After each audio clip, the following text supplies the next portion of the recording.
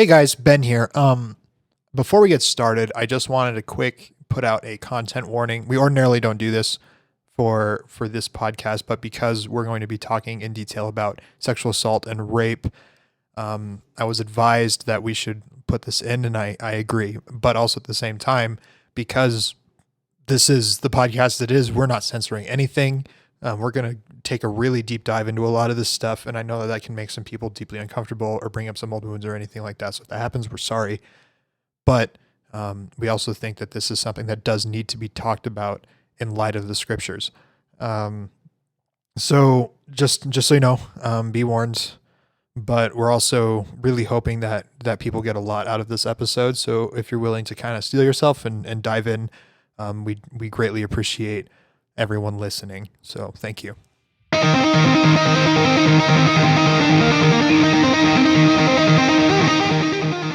Because she was raped by basically the heir to the throne, because Amnon was David's firstborn son, there was a lot of other societal things riding on Amnon, this not getting out, basically, and Amnon not facing justice for it, which meant Tamar, unfortunately, just got swept under the rug by society, which really just sucks. That's just, unfortunately, the only thing we can think of, and, you know, I pray that God gave her justice.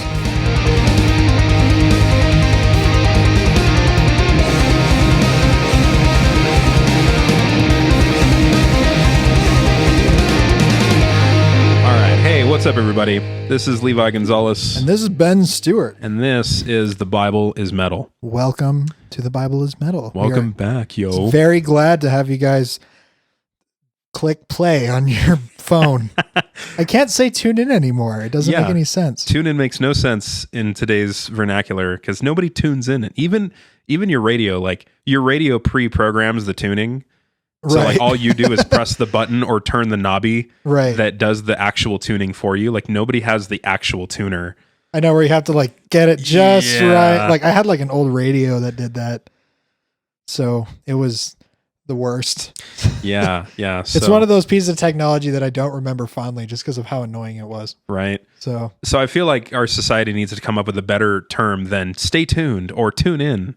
Because people don't do that anymore. Well, I mean, we have a lot of holdovers from that day and age, right? That's where true. We're stay tuned. Well, I mean, yeah, it's like stay tuned. What else is there?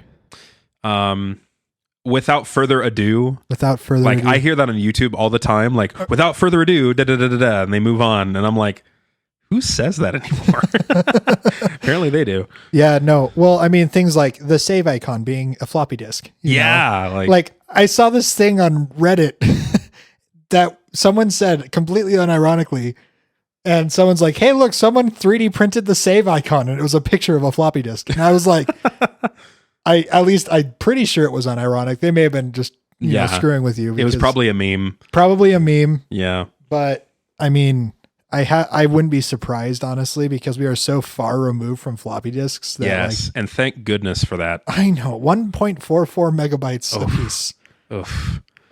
Gosh. I mean, I can get a 512 gigabytes like flash drive the size of my thumbnail. Yeah. Nowadays, which is bonkers. That is so cool. Yes. And just 10 years ago, like that would have been unheard of. Or like a terabyte micro SD card. The fact that those exist. The fact that exists is just bonkers. Incredible.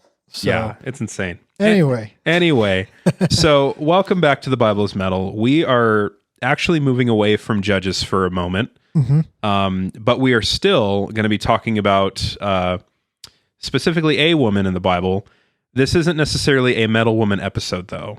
This is going to be a little sad, honestly. Like it's not a happy episode. It's not an entertaining episode. This isn't like a metal episode. This is more of this is one of those hard episodes where we talk about something difficult in the scriptures. Right. And it's like, and we're going to go through it. We're going to wrestle with it. We're going to talk about why we believe it was included in the scriptures, and then go from there. So first off, you know what? Let's just read it. Let's just read the story, and then we'll kind of pick it apart from there. Yeah, I think that'll be good. All right, so Do you want to read or do you want me to read? I have it on the text file on my phone, but it is not readable in that state because it decided that the right margin is a joke. Okay. So so I get like every fifth sentence. So we're going to pull it up. We are going to be in 2 Samuel 13. 2 Samuel 13. I'm in 1 Samuel. This is 2 Samuel. Okay. So we're just going to read through it. Yep. A lot of these names may sound familiar. We'll talk about it, but for now we're just going to read through it and then we'll kind of go through and then explain what's going on later. So we'll just read the text. So in 2 Samuel 13. Now it was after this that Absalom, the son of David, had a beautiful sister whose name was Tamar, and Amnon, the son of David, loved her. Amnon was so frustrated because of his sister Tamar that he made himself ill, for she was a virgin, and it seemed hard for Amnon to do anything to her. But Amnon had a friend whose name was Jonadab, the son of Shimeah, David's brother. So Jonadab was his cousin. Mm-hmm. Jonadab was a very shrewd man. Shrewd man. My translation says crafty. Crafty man. He said to him, "O son of the king, why are you so depressed morning after morning? Will you not tell me?" Amnon told him, "I am in love with Tamar, the sister of my brother Absalom." Not his sister, the sister of his brother. Yeah. Jonadab then said to him, "Lie down on your bed and pretend to be ill. When your father comes to see you, say to him, 'Please let my sister Tamar come and give me some food to eat, and let her prepare the food in my sight so that I may see it and eat from her hand.'" So Amnon took his advice. He laid down, pretended to be ill. When the king came to see him, Amnon said to the king, "Please let my sister Tamar come and make a couple of cakes in my sight, that I may eat from her hand." Then David sent to the house for Tamar, saying, "Go now to your brother Amnon's house and prepare food for him." So Tamar went to her brother Amnon's house, and he was lying down. She took dough, kneaded it, made cakes in his sight, and baked the cakes. She took the pan, dished them out before him, but he refused to eat. And Amnon said, "Have everyone go out from me." So everyone went out from him. Then Amnon said to Tamar, "Bring the food into the bedroom and I may eat from your hand." So Tamar took the cakes which she had made and brought them into the bedroom to her brother Amnon. When she had brought them to him to eat, he took a hold of her and said, "Come, lie with me, my sister." But she answered him, "No, my brother, do not violate me, for such a thing is not done in Israel. Do not do this disgraceful thing. As for me, where could I get rid of my reproach? As for you, you will be like one of the fools in Israel. Therefore, please speak to the king, for he will not withhold me from you." However, he would not listen to her, and since he was stronger than she, he violated her and lay with her. He raped her. Yep. Is a nice way of saying he raped her. Yeah, it's the safe way. Yeah, the safe word. Safe way of saying he raped her. Then Amnon hated her with a very great hatred, for the hatred with which he had hated her was greater than the love with which he had loved her. And Amnon said to her, "Get up and go away." She said to him, "No, because this is wrong in sending me away is greater than the other that you have done to me." No, sorry, let me say that again. That was confusing. But she said to him, "No, because this wrong in sending me away is greater than the other that you have done to me." Yet he would not listen to her. And yet he called his young man who attended him and said, "Now throw this woman out of my presence," and locked the door behind her.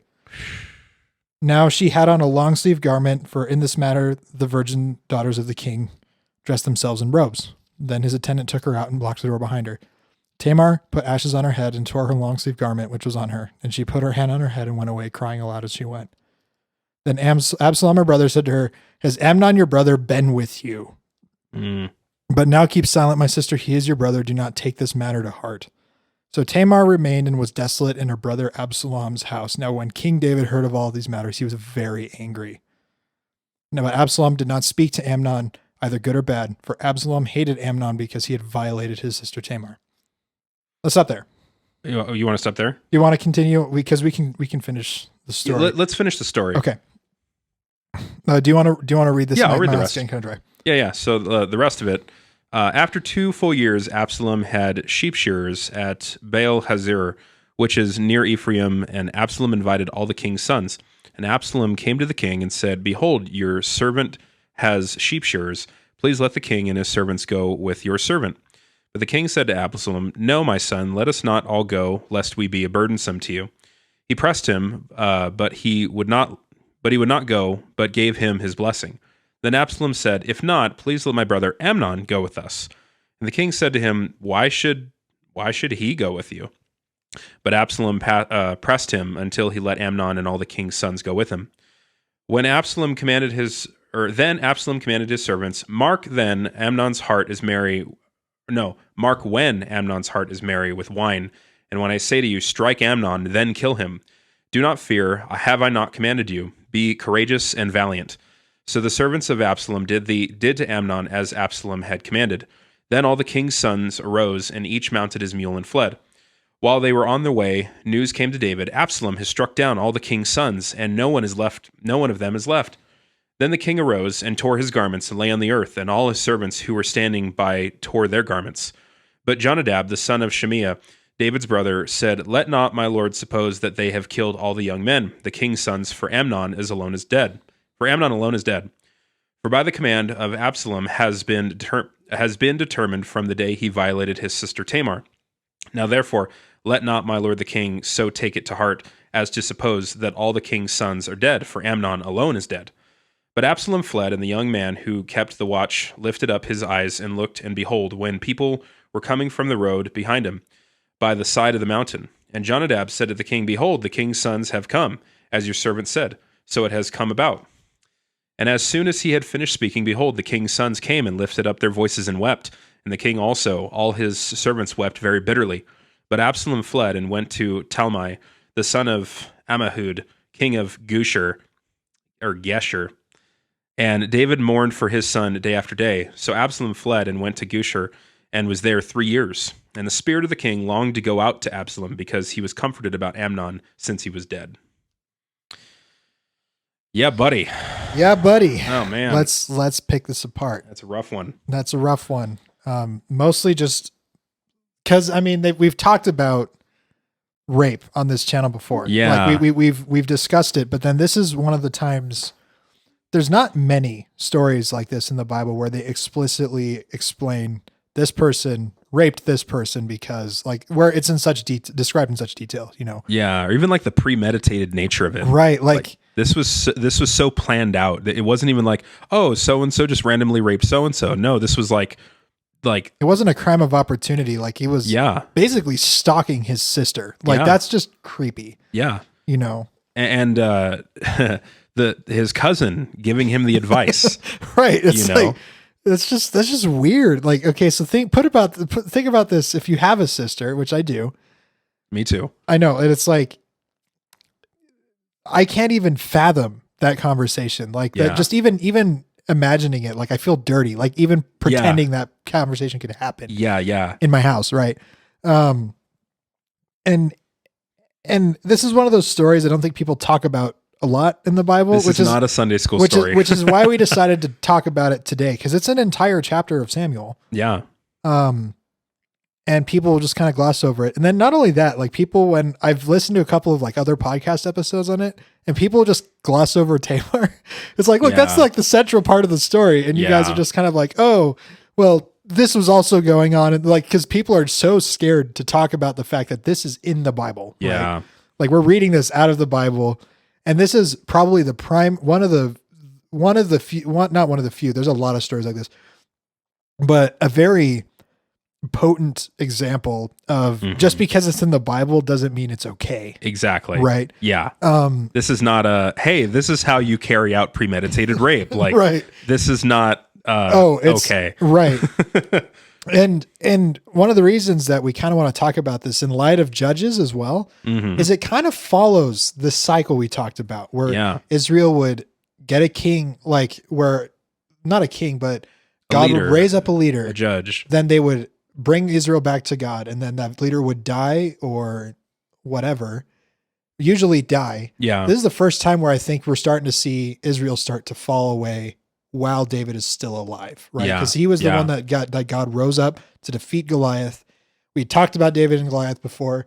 He was a mighty, like David is a mighty man of God, is widely considered to be a mighty man of God. But this was still happening in his house. So let's talk about it. Let's pick this apart. Yeah. So we had already mentioned the fact that Jonadab was the cousin of both Tamar and Amnon. Right. Like this is a family member giving another family member advice on how to rape the other family member. Right. Which is intense. Like when I first read this in my current translation, actually, it says, "But Amnon had a friend whose name was Jonadab, the son of Shemiah, David's brother," which is interesting that it says had a friend. But really it's his cousin. And then let's see. What part do you want to look at first? So the first thing I want to kind of talk about is how in this story, Tamar just kind of gets thrown under the rug. Pretty much. This happens to her. It's not her fault. Yeah. And the reason we kind of want to talk about this is highlighting how Israel has fallen away from the law. Yeah. Because the law actually makes stipulation for women that are victims of rape, because ordinarily they're like, unless like the basic gist of the law when it talks about sexual relations outside of marriage from the Hebraic sense, is if you can't prove it was rape, you have to marry each other. However, in this case, because it was forced rape, she would have been able to get justice. There's stipulations in the law. It's like if a man comes on a woman and rapes her and she cries out for help, and no one's around to hear her, let her go because she did nothing wrong. Yeah. This isn't one of those situations where it's like, oh, well, they would have forced Amnon to marry her. No, like that's not the case. Like he would have faced justice of probably death had they followed Hebraic law, which they didn't do. Yeah. So he more would have faced death because of the fact that he slept with his sister. Like that is where the death part comes in. Had they not been related, that's where the actual like discussion of when a man rapes a virgin, this is what you are to do kind of a thing, part of the law. But because it was his sister, like this was deserving of death. Right. Like the Old Testament law was very clear about that. If you have these, it lists all these sexual immoralities, like don't have sex with your parents, don't have sex with your aunts and uncles, don't have sex with your brothers and sisters. I love how they have to like go through and spell it out. Like it's like all of like if it's they're in your immediate family, don't bang them. Like like. But you know what? The Bible has to be that specific because then people will be like, well, it doesn't talk about it doesn't say this. Yeah, it doesn't say that, So like there's a reason why the Bible's so specific sometimes. Right. And so because of that alone, he should have been put to death. Right. Like, despite the rape aspect of it, which of course is the horrible part, but the fact that he had sex with his sister is enough of deserving of death. But then the other part, when it's about like let's just say hypothetically that it wasn't his sister, that it was just some other virgin, someone unrelated to him, and he had sex with her. From there, the law dictates that he has to pay the virgin price for her, which is 50 shekels of silver, which I think you said it was like 2 months worth of wages. About 2 months' wages, yeah. Yeah, for a king's son, that's nothing. Right. I mean, that would have been pocket change. Exactly. So he would have had to pay that to the father, which in this case it would have been his father. Right. That's why this is deserving of death. But to her father, if it was a different father, he'd have to pay the virgin price for that. And then from there, there would be the option of marriage, because in our like modern context, it seems like gross and disgusting for a woman to like marry her rapist. But in the ancient Near East, the society almost demanded it because women depended on safety. They depended on, provision. They depended on men essentially to protect them and give them lives. Right. And we're not going to like go out of there and say it's because of a lack of ability, but that's just unfortunately was the culture that they were in. Yeah. Where it's like, if you were a child, like, cause that's one of the reasons why why Jesus in the New Testament talks about give to the widows. Yes. Because societally they would not have had a leg to stand on. Yeah. With their husband dead or with their sons dead, with no one to take care of them. Yeah. We aren't going to jump into that too much, but she would have been tainted, I guess. Yeah. Quote unquote. Yeah. Had it not been a thing of incest, but also at the same time, because the law actually makes a lot of stipulation where like, if he does rape her, she's free. According to the law, she's still clean. Like she's not, there's no like like she's ceremonially clean. Right. Like none of this would have affected her ability, like her actual ability. It's like, hey, like you're still fine. You're okay. Nothing happened to you. You were the victim here. Right. Yeah. And she should have been able to find a husband. She should have been able to be able to continue to live her life. Yeah. But because a lot of the stuff that would have happened when she said, why would you do that? Why don't do this to me? I will be desolate. Right. All of those were societally put onto her by people. Yeah. And there's a lot, and the basic like, what's the word I'm looking for? The overarching, like, not topic. Why am I having such a hard time coming up with words right now? Like the overarching narrative in this story is talking about how Israel is rapidly sliding downhill. Yeah. When it comes to following the law, doing the right thing. And it starts with King David and his family, right? Like they're bringing this up in his family. It's like King David's family at this point is arguably pretty far gone. Yeah. King David himself may not have been, but his family was. And there's a lot of reasons for that.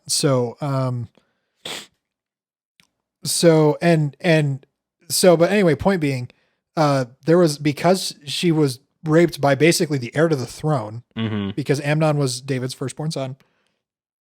There was a lot of other societal things riding on Amnon, of this not getting out, basically. Yeah, and Amnon not facing justice for it, which meant Tamar unfortunately just got swept under the rug by society, which really just sucks. Yeah. That's just unfortunately the only thing we can think of. And, I pray that God gave her justice, when she died, Yeah. I mean, as we saw, justice was served. It was just unfortunately not served in the right way. It was not served in the right way. And we'll get to that. Where Tamar still was victimized Yeah. by it, which is real, because the way it was, justice was technically meted out, was also illegal. Exactly. You want to talk about that? Of sin. Sure. I've just been talking for a long time. I don't know if you want to get a word in. Yeah. So I guess let's talk about the fact that she didn't really get the justice that she deserved. So of course, like you mentioned, Amnon being the heir to the throne and being the firstborn, this was egregious for that reason as well. But on the other side of it, Absalom, her brother, not really having heirship to the throne, this is almost his way in. Yeah. It was probably, for him, it might have been totally selfishly motivated. Exactly. Because, notice how he even says, he tells Tamar, it's like, oh, don't worry about it. Yeah. Just tell a rape victim, oh, don't worry about it. You're fine. Yeah. That's so callous. Right. And then I read this in the New English translation, and it says, keep quiet. Don't take it so seriously. Right. And I read that. I'm like, Absalom. That hurts me. That makes me so sad for Tamar. Yeah. Because she's stuck in this, no one's taking her seriously. Yep. I mean, David, obviously, when he heard about it, he was furious, but it didn't sound like he actually did anything. He didn't do anything about it. Because it was his firstborn son, heir to the throne. It would have made him look bad. Yeah. So he's not exactly guilt-free here. Yeah. And we'll kind of get into some more of that. There's a lot more layers to that later. But yeah, it's and Absalom saw this and he goes, oh, I can depose of Amnon. Yeah. And get him out of the way. Exactly. So hush, hush, my sister, and live in my house as a desolate woman, basically. He's formulating a plan now. Yeah. And so now he's going to use her suffering to his advantage. And so really, Absalom isn't the hero here. No, he's really not. He's just the next brother taking advantage of Tamar. Exactly. This is just a long story of people taking advantage of Tamar. It's so unfortunate and really breaks my heart. You know, that this is, and one of the reasons why this is in here is, again, like we said, it's highlighting how quickly David's family, King David, the poster child of the perfect king, right, and his children, that's how quickly Israel was falling away. Yeah, because his children are incestually raping each other. Yep, he's not doing anything about it, and Absalom is using this as a power grab. They have gone from honoring the Lord and following his commandments to complete and utter sin in one generation. That's it. That's how quickly this is Israel devolved without following God. You see that. And I think that's one of the reasons why the story is in here. So you can see Israel's fall again and again and again. And this is just one unfortunate aspect of Israel ultimately asking, hey, we kind of want to do our own thing. We want a king. We want to be like everyone else. And this is just the unfortunate, natural result of that request, Yeah. And I guess touching base on that, in Deuteronomy, it mentions that in Deuteronomy 17:17, there's like God gives specific provision for when Israel does ask for a king because he knows they're going to. Because he's God. He knows they're going to ask. Exactly. Right? And so he gives provision for what a king is supposed to do. And essentially that provision is he is to get a copy of the law, read it and live by it, and, require that his subjects live by it, which David to an extent does, but not perfectly. And then he is not to worship other gods. He is not to marry a bunch of women, and he is not to hoard a ton of like gold and silver for himself or collect a ton of wealth for himself. Right. Like that was pretty much like the only stipulations for the king. Right. And this is like monarchy 101. Right? Yeah. It's like get a bunch of wives to establish political alliances with the kings around you. Yep. Tax people into oblivion and hoard all their money. Yep. Like, and just basically do whatever the hell you want. Yeah. Rule unjustly. Right. Don't follow the Lord's laws. Like that's monarchy. It's like it's people, imperfect people in power. That's what happens. Mm-hmm. So, yeah. So, and then God told them, it's like, don't do that. Yeah. And David, it took them one generation to fall away from that. Yeah. And you see, if you go through the story of the kings, right, you see kings that come back to God and they're like, hey, we're going to do this right, Yeah. But I think it was out of 36, I might have the numbers wrong here. I believe. The screen's black. Oh. Is that okay? Yeah, should still be. Oh, is it still? Okay. I think. Okay, yeah, it's still okay. Going. Okay, cool. But out of 36-ish kings of Israel and Judah, 9 of them, the Bible says, followed the Lord. Less than 1/4 of the kings followed the Lord. And with some of those, I just read this recently, some of those it says, now they followed the Lord, but they did not tear down the Asherah poles and they did not tear down the idols. And so like they were still making provision for people to sin because they didn't get rid of the idols in the land. Right, probably to keep their power because they were worried that if they did that, the people would overthrow them or something like that. Yeah. Because that's how the culture had devolved to that point. Take away my temple prostitutes and to take away your life, Right. It's like I want to be able to go pay for sex or I'll slit your throat if you try to take that away. Like, yeah. And like this is a very violent, sinful time in world history. Like I don't think we can, because our world today is relatively clean and safe. And like the scariest thing that happened is a bunch of cosplayers decide to like break into a Capitol building, which is like, I don't want to downplay that. Like that's a big deal, but also like they stayed within the velvet ropes and stuff like stuff like that. I'm just like, so it's like for us, like that's like the craziest thing to happen in our lifetime. But then there's like World War II, like that happened. But then this is like on the scale, like genocide and oppression on the scale of nothing we've ever seen in recent history. Like this period of time was like people were lawless, people were evil, people were sinful. And that's why God's like, you guys need to not be the way everyone else is. And then they're like, well, we want a king because we want to be like everyone else. And he's like, God's like, that's not a good idea. You shouldn't do that. And they're like, well, we want a king. And he's like, all right. And then the entire story of the kings is basically just watching Israel's downward spiral because they reject God. Yep. And they decide to do things their own way and live in sin. Yeah. And then it all comes to a head. And honestly, they get captured by Babylon and then they were under someone's thumb for the next 1,000 years until Jesus showed up. Yep. Like, that's just the truth, So it's like, and even then, like the Jews as a society were still under someone's thumb from a political standpoint. Yeah. For the next thousands of years. Like this is the beginning of the end. True that. Of the Israelite nation as they knew it, Yeah. And then like, so I want to touch back into the story real quick. Cause in what Tamar was saying, like before Amnon did the deed, she was basically telling him like, hey, like talk to the king, he will not withhold me from you. Basically like I've read a ton of like commentaries on this and everyone is like kind of talking about the dual possibility of this, that she might've been telling the truth and David would have been like, yeah, totally go ahead and marry your half brother, which would have been against the law of God. But that shows the corruption of the time. Well, not only that, I think we haven't specified that Amnon and Tamar had different mothers. Yeah. David married 9 women, 8 women? something like that. I'm not sure of the number. Yeah, David married 8. His son married 700. His son he had 1,000. He had 300 concubines, 700 wives of royalty. So this is just political alliance marriages. Yeah. And so it very quickly devolved. Yeah. So in that case, she might have been telling the truth that David totally would have been like, yeah, sure. Like, let's go and do that. Or, and I think this is probably the more likely part, she was telling him this just to kind of get him to stop so that she can get away from him. Right.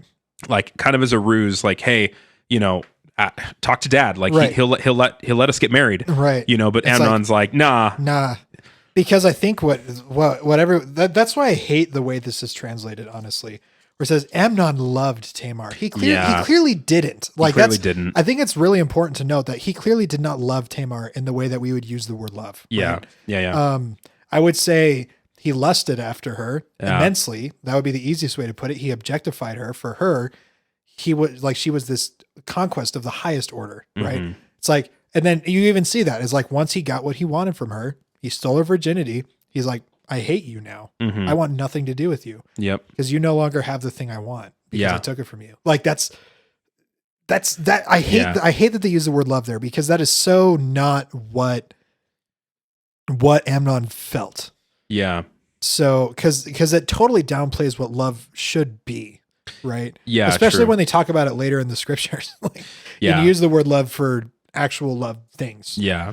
So, I mean, I'm not a translator, and I'm willing to bet that the word itself probably means love, but like the connotation of it is not there. Yeah. Like, because clearly from the context, we know that he didn't really love her. He didn't really love her. Even many, Bible scholars will admit that, like, yeah, he clearly didn't love her. Yeah. But like the word may have still like carried that potential connotation. Right. Yeah. Like how even we often mistake lust for love. We're like, oh, I love this person, when really you just want to have sex with them. Right. Like, I mean, that was like my high school career in a nutshell. Right? No joke. Yeah. It's like, I would never actually it was one of those things where it's like, where you like looking at it and it's like, and then when faced with the option, I don't know if I ever actually would have, because I felt so strongly that it's like, but you have all, like when you're growing up, you have all these like weird emotions. And another thing, they never talk about how old they are. And true. And I don't want to make any assumptions. So we have no idea. Well, I want to be straight up. Yeah. We don't know how old they are, but I am willing to make a bet that they are at least somewhat in their like late 20s, probably even early 30s. At least Amnon was, because Absalom, it does mention a little bit later that he was about 30 years old, but this was like after he had fled, and then like a few years later he was brought back to Jerusalem. And so Amnon would have been, and so Amnon was older than him, and so at that point, and Tamar was likely relatively close in age. To relatively. Absalom. So exactly. So 20s. Yeah, mid to late 20s, maybe early 30s. I'm willing to bet more late 20s. Yeah, I mean Tamar was because Tamar was a younger sister, right? So she would have been younger sister. So she may have been a teenager, but we don't really know. So I don't want to make that, because like I don't want to pile more onto Amnon. Yeah, he already has. Yeah, it's like, oh, she was also a child. Yeah, so the text isn't that clear. We don't know, and I don't want to make that distinction. Exactly. But it still was like, like this whole story is so messed up. Anyway, what were we talking about again? I don't remember. Let's see. Hold on. I was reading this. Oh, okay. I already mentioned that. Anyway, so like let's talk about Absalom real quick, and like I guess kind of the further reason why he's not the hero in this situation. Oh yeah, sure. So like we already covered the fact that like he essentially used her just as much as Amnon did for his own political gain to try and take the throne. But at the same time, like he also obstructed justice in the sense that he should have insisted to David in his father's anger that something be done about this. That, like Tamar said, this should not be done in Israel. And, more than likely she was hinting at the fact that the law said so. The law of God said so. And so what Absalom should have done in David's anger is say, hey, Father, fulfill your anger. Let's execute justice here. And that would have been the right thing to do. Right. According to the law of God. And had Absalom cared about his sister, he probably would have done it. Yeah. Like that just kind of shows where it's like, where he saw that, his instant reaction was, cool, I can depose Amnon. Yeah. But then he would have, it would have happened anyway. Right. If the law would have been followed, Absalom should have been Amnon should have been executed, and Absalom would have gotten the throne. Yeah, he would have been first in line for the throne anyway. Exactly. Right. So it was like, it was such an unnecessary revenge. But because Absalom so badly wanted it himself, he didn't go through the proper channels. And so, of course, that led to him like having to flee and then coming back and rebelling against his father. I guess in light of that, does that mean that he actually did care? Or he was so livid he couldn't think straight about Probably, it? yeah. Like that, because we may be able to give him some credit here. But 2 years worth of credit? I know, where it's like where he was planning. Yeah, I guess that's fair. Like, because he was planning that for 2 years. Yeah, because even what he did was premeditated. Right. Like, totally thought about it. He probably took 2 years to think about it, too. Yeah, he's like, all right, yeah, no, we're going to kill him. Yeah. Like, screw him, you know? He didn't even do it like in secret. He did it in front of his other brothers. Right. Like, he wasn't even crafty about it. Was it like a power trip thing? I have maybe? no idea. Yeah, I don't know. It might have been a power trip or an intimidation tactic. Where it's like where no one would try to argue his claim to the throne. Yeah. So yeah, that's my bet that's what that was. Yeah. But it's just the whole story bothers me that Absalom, he would have gotten what he wanted had he gone through the proper channels to do it. Had he done the right thing, he still would have gotten revenge. Yes. Sort of. Yeah, sort of. Like justice would have been served. Yeah. Not quite, in the way that he wanted. Right. But Amnon still would have been executed. But it does mean he didn't care for justice. He just wanted revenge. Exactly. Yeah. So and Tamar unfortunately bore the grunt of that. And, as the scripture says, lived out the rest of her days as a desolate woman. Yeah, which is a bummer. Like there's no reason why that should have happened. Right. There's no positive side to the story at all. Yeah. And I think that's why it's important to talk about this stuff, because I think everyone kind of wants a happy ending in Bible stories. Yeah. Where it's like David defeated the giant. Noah was saved from the flood. Yeah. All this other stuff. And then you see stories like this where it's like people were jerks and Tamar paid the price for it. Yeah. And that was it. Yeah. And so often that happens in our lives today, where someone sins, someone drives drunk and kills someone's parent or brother or sibling or something like that. And then that victim, like the person who's still alive, just has to deal with it. Yeah. Right? For the rest of their life. Much. Someone is raped. Their rapist never finds justice. They have to just deal with it for the rest of their life. That stuff just happens. And I don't want to say it's a bummer. It sucks. It really sucks that stuff happens. I don't want to try to like go, I don't want to be do the trite thing where it's like, oh, well, God has a plan, but he does. Like, that's the thing, is he ultimately does have a plan, but also at the same time, sometimes we're just victims of people's sin. And that's just the way it is, because we chose our own free will, or however. Well, Levi would have to. Well, no. Let me add to that by saying that, like what Romans says, when it comes to people, sinning against you, the scripture tells us plainly, don't take revenge. God says, revenge is mine to repay. Right. Like that when people ultimately sin, even when they're sinning against each other, they are ultimately sinning against God. And so it's God's rightful place to be the judge of those people. Right. And after this life, I don't know. I really do believe that Tamar found justice. Oh yeah. God gave her that after this life, because this life is crap. Yeah. Some people have it easy. Some people don't. Some people are blessedly free of that sort of trauma, but some aren't, and some have to just live with it. Yeah. But that doesn't mean that God will not give them justice eventually. Yeah. Even if it doesn't necessarily happen in this life. Yeah. And that's what's so amazing about, I guess, the grace of God, and specifically the cross of Christ, that Jesus bore sin on himself and brought forgiveness for sin. And along with, the whole gospel story, there's going to be restoration. Like the scriptures constantly say, no wicked person will go without justice, basically.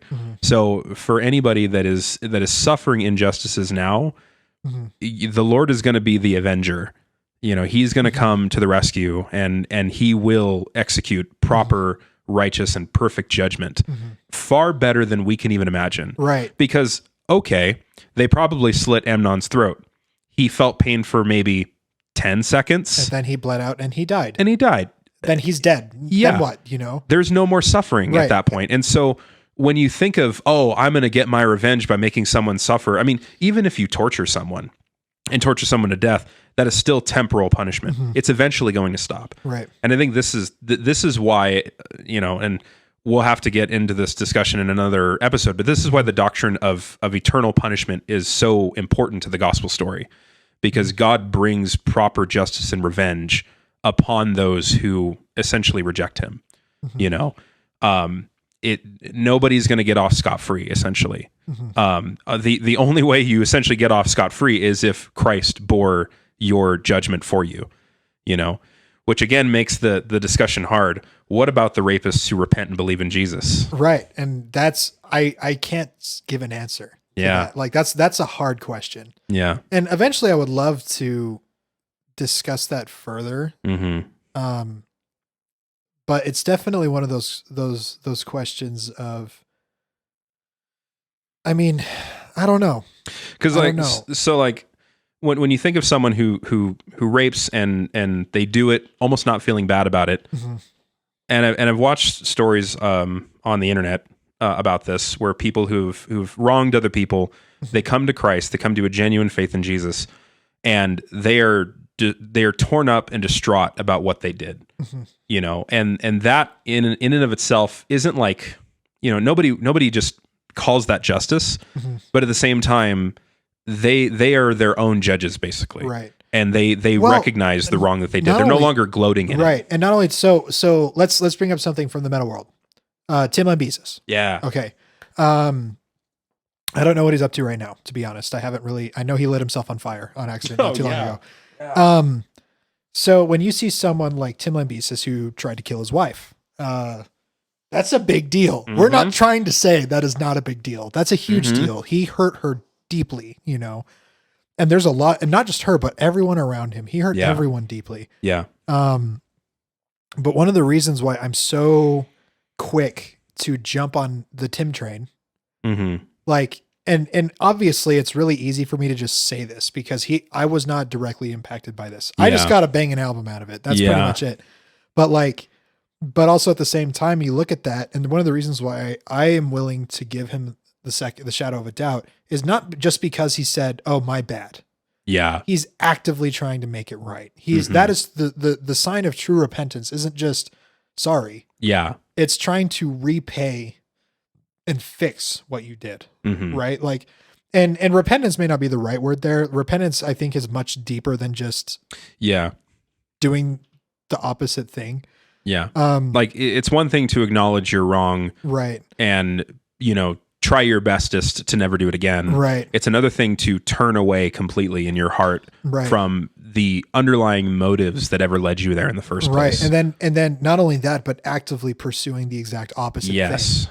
Right? Actively pursuing Jesus. And it's like, and doing the work of Jesus, where it's like in Tim and his, like they're actively pursuing, like he does a lot of work with heart support. I know they do a lot of stuff with, I don't remember what, like there was one tour where they donated most of their proceeds from ticket sales to a not like a domestic violence nonprofit and stuff like that. He's actively trying to make it better. Yeah. And that's one of the reasons why I'm looking at that. And it's like in this life, he will face, like in this life, he may not like, he went to prison. Yeah. He didn't go to prison for very long. Yeah. Honestly. But also at the same time, like he did face some measure of earthly justice for it, but the heavenly justice matters more in the long run, but he's actively trying to undo the hurt he caused. Yeah.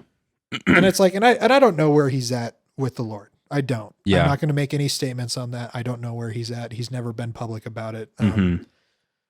But I think in a situation where it's like, okay, like if a rapist, say someone rapes someone and then confesses Christ, that true repentance would come with, even if he doesn't get the chance to make it right in this life, or she doesn't get the chance to make it right in this life. That true repentance would come with a desire to do the right thing. And it's like, and that brings us into this whole other conversation about like what happens after we die. What does heaven look like? What does hell look like? Yeah. And which I think we should eventually have an episode on. right. And, Like- but that's a huge can of worms. We're the Bible is metal, and we should talk about that can of worms. We should talk about that can of worms You because know. that's hard. That's really hard. Mhm. And it's one I don't think we actually agree on. Yeah, we'll need to talk about it. So, but it's definitely something that we need to talk about because the Bible doesn't make sense unless you take into account the fact that this life is not all there is, Yeah. right? Yeah. Otherwise, this is just a really depressing story Yeah. where, because like when you even like bringing up what you said, it's like, well, they just slit Amnon's throat and then they were done with it.